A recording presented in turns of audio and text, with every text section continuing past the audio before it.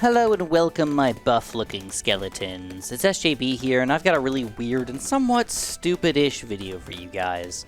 I want to just play a quick game on Impossible for you, without too much really going on here, but I wanted to go for a double heli pilot play, and I wanted to use Gwendolyn. Alright, I've got it all planned out. I've got my strategy kind of all ready to go. Well, the question is, will it work? So, to actually make this work, I'll need a tiny bit of money because we are playing an Impossible here, so I'm going to go for a quick banana farm. And I want you guys to check out how good Gwendolyn is, because she technically didn't get really buffed this update, just sort of changed this update, but it's actually really interesting how powerful she gets in the late game now, because the damage over time is basically changed to a pretty extreme value, which I have to show you guys later on. But for now, like I said, let's make some money. Let's get this going, and we're going to show... Wait, can we fit banana farms here? Oh, we can. Okay, we're good.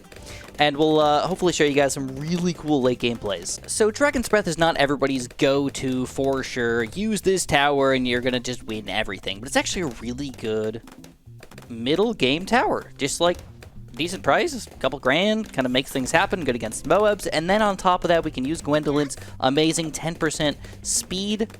And what is it? Let me check. Attack speed and radius. Okay.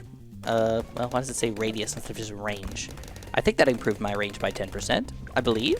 But either which way, this is just for one single Moab here. On top of this guy, I am going to go for my Razor Rotors right now, just to prove how absolutely deliciously amazing we are. Check this out. Oh, look at that. We should get a Moab. No problemo, baby.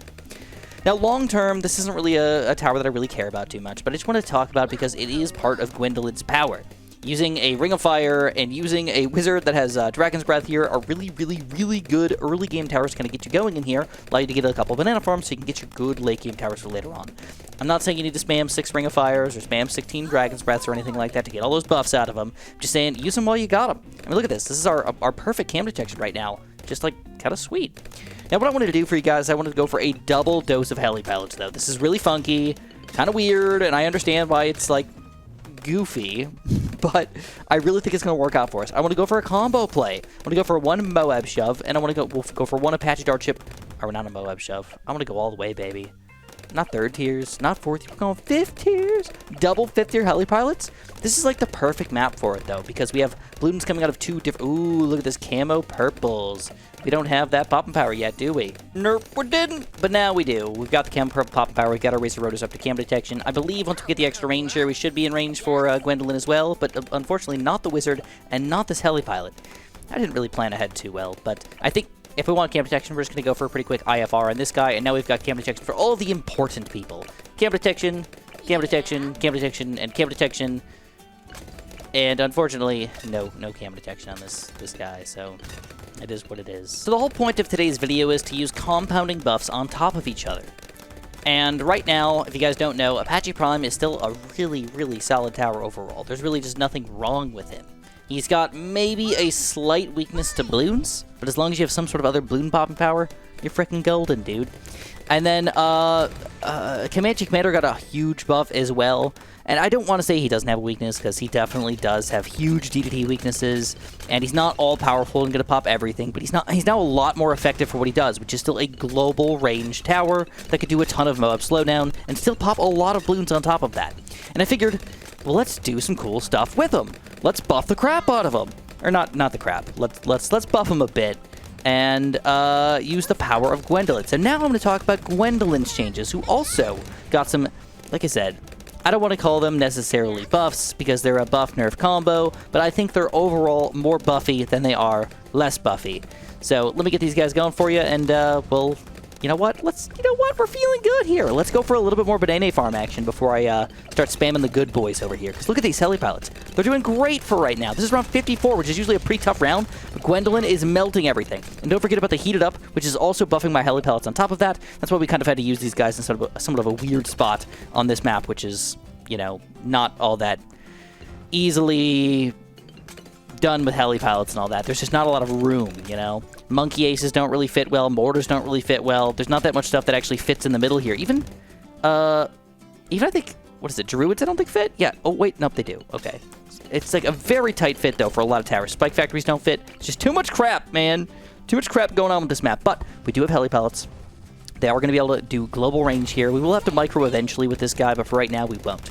But let's go over the Gwendolyn changes really quick. All right, got to admit, this is a very, very interesting change.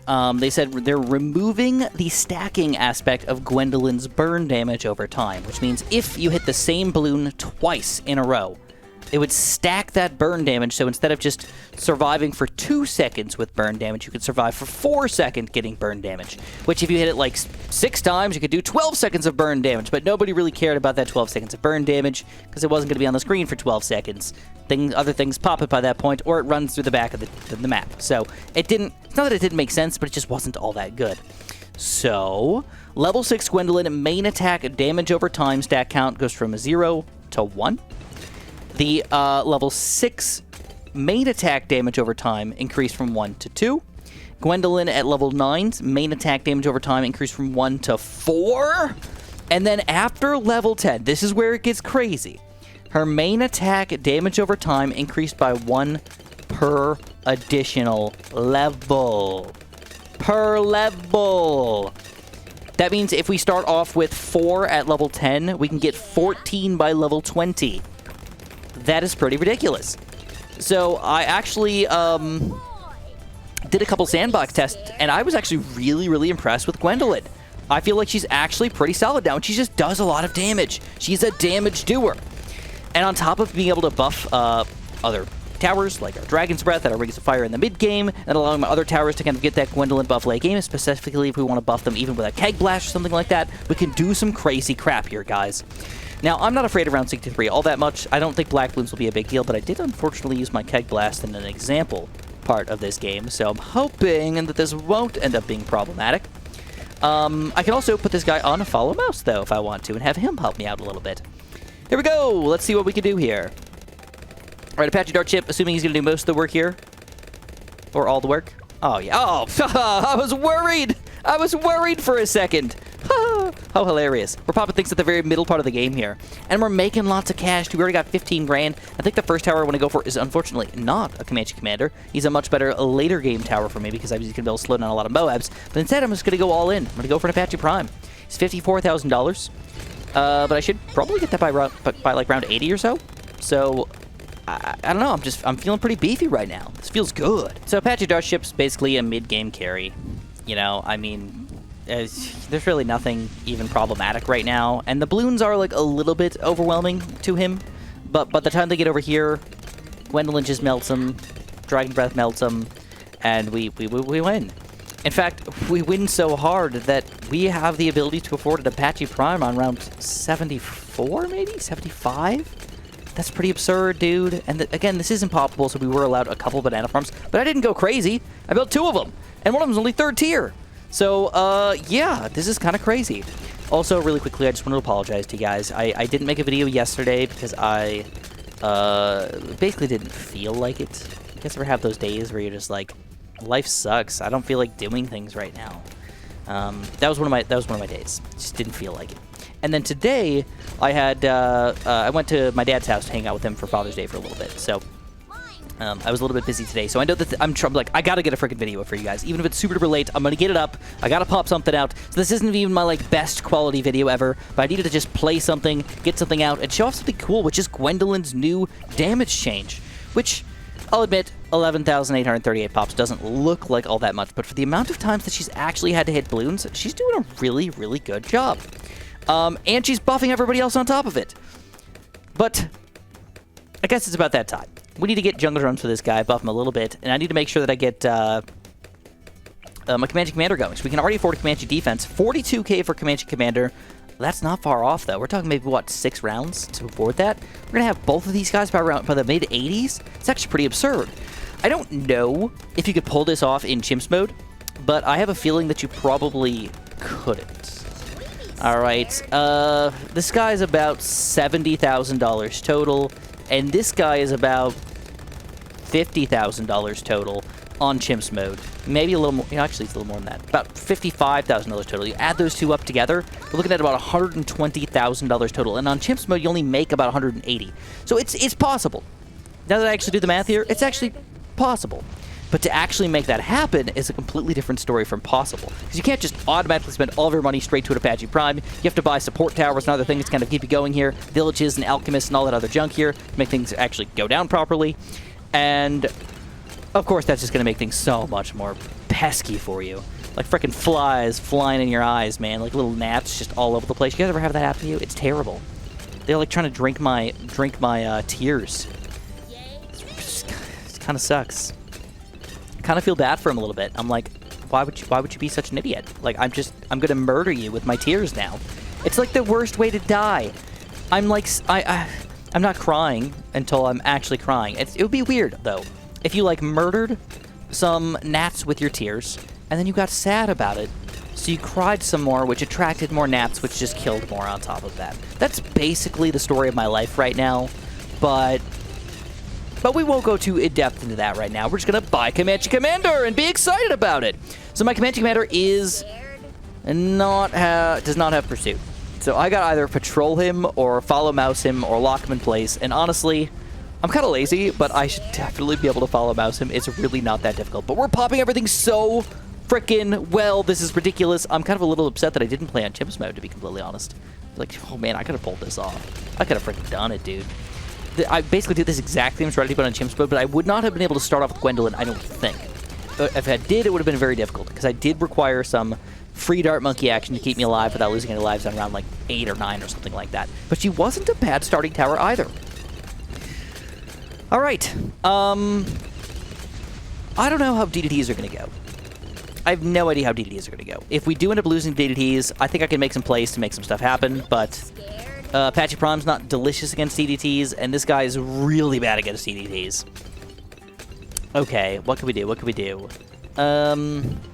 It's not just about the lead popping power, but maybe it is. You know what? I did this strategy just the other day, and it was so ridiculous, but it actually kind of worked, and I kind of want to try it again.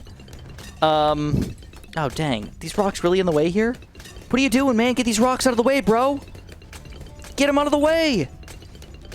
Alright, that's not even in range anymore. Ah, crap. Oh, wait. We can get 3 of them. That might be enough. I could definitely fit it in here. I will be back in a minute. Yay! We jammed it in, my friends. And it felt so good to slide it in like that. It was tight, though. Uber duper tight, man. I don't know if I could fit anything bigger than that in there. You know?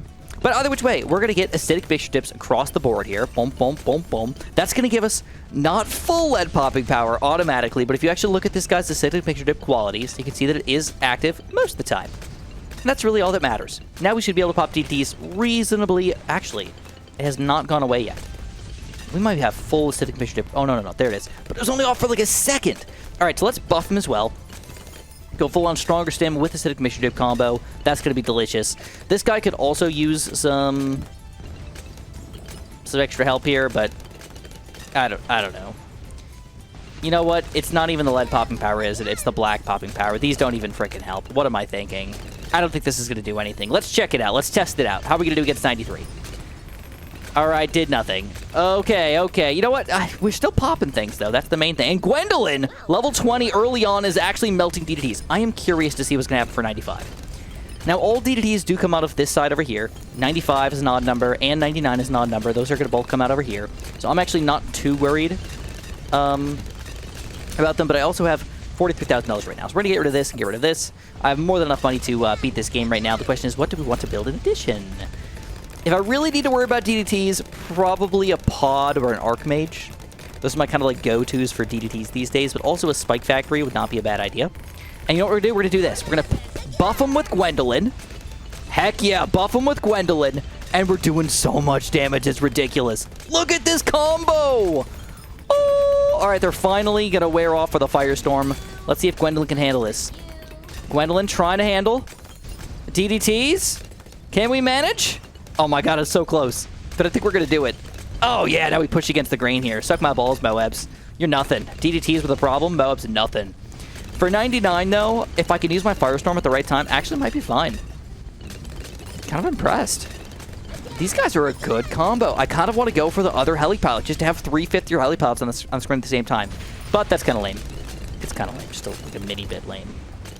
All right, 97 should also go down easy. We're stunning them, slowing them down. We're really, really good against Moabs. By the way, if you guys don't know this, I know I talked about this earlier, but oh my god, we never bought a cross path. Now we're even better, and I didn't even alchemize this guy either. I think this will reach. Let's just freaking alchem. I can afford a perma brew if I wanted to. Oh, how absurd. All right, round 98. This would be a tough round for us, or should be a tough round for us. I'm going to throw Gwendolyn's ability down about Chignon. We're going to go like this with a quick ability. I'm going to try to keep the Firestorm because I'm going to need it for round 99. And just see if we're going to be strong enough here. Oh my god. Dude! Melted shitty! What is going on? Everything is just going down. All right, Firestorm. All right, burn him, burn him, burn him. The burn is doing great. I don't have time to micro, and we take him down anyways. Round 99 goes down easy. Round 100 here should go down so unbelievably easy, it's ridiculous. Why is this combo so delish right now? Woo! All right, hello. And there it is. Bad Balloon. DDT's melted. Zummergurds pushing back a little bit, and they donezo as well in the middle of the map. Oh! Dude, if you guys aren't checking out this strategy, feel free to check it out. You need a damage doer to combine with that Comanche Commander, but if you do, they are a solid combo. I kind of want to go to free play. Like, just see, can we survive for a little bit longer? I've got $100,000 left over, too. That's the craziest part of it all. Oh, my God. All right, well, honestly, if I was just going to be crazy and awesome at the same time, I would say Inferno Ring's probably one of the coolest towers to use. He gets the Gwendolyn buff as well. DDTs are a big problem, though, still. Honestly, probably should go for an Archmage or something. Oh, whoa, whoa, whoa, whoa, whoa! DDT's trying to sneak through right now. They're going to be the thing that kills us 100%. There's zero chance of them not killing us. Oh, the overwhelm factor here. It is possibly happening. Remember when I said 0% chance? I should not have said that. Should not have said that. But we're still surviving. Around 104. Dang, I decided to get an Archmage, and I feel like I'm going to dominate for a little while. So as soon as I either lose or get ready to lose, I'll come back and meet you guys up. Oh, DDTs, though. Still kind of problematic, even with an Archmage. Intriguing. All right, let's see how good this Firestorm actually works here on 108. Okay, so don't forget that this is going to allow buffs to happen. That's the main thing. And holy crap, we're going to take it on 108 even with these ridiculous amounts of reinforce on my gods. I think. Hold on. Some balloons are trying to sneak through. Nope, we got it. We're too good. Ooh, this could be the end. This could be the end. Gwendolyn. Pop it down. Pop it down. 111. Getting to the very back here. Fighting against the grain. Uh-oh. Apache Prime cannot last forever. And 111 will be the one that takes us down. 2.7 million pops on our Apache Prime. Kind of ridiculous. This guy only had, oh, 1 million. That's actually not bad for the amount of money we spent and for the support qualities. Pretty good. Gwendolyn doesn't look like a lot of pops. Seems like she's not that great, but everything she does supports and makes everybody so much better that I just feel like she is good. I like her. I think she's a solid hero these days. If you haven't been using Gwendolyn in a while, check her out. See if you're going to start enjoying her a little bit more. And if you guys enjoyed this video, make sure you press that like button, subscribe, and have a super duper delicious day.